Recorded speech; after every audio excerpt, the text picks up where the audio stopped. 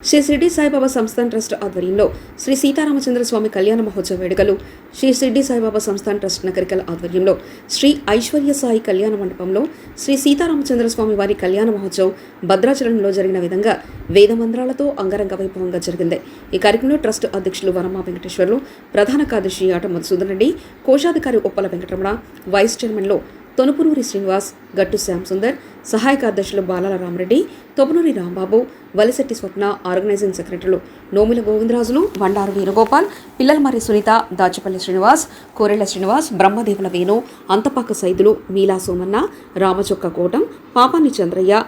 తొనుపునూరి తులసి, దాసపద్మ, జొర్రిగల Srinivasulu, trust సభ్యులు, శ్రీ సాయి సేవా నిర్వహణ కమిటీ సభ్యులు, భజన కమిటీ సభ్యులు, భక్తులు అధిక సంఖ్యలో పాల్గొని తదనంతరం తీర్థప్రసాదాలు తీసుకోవడం జరిగింది.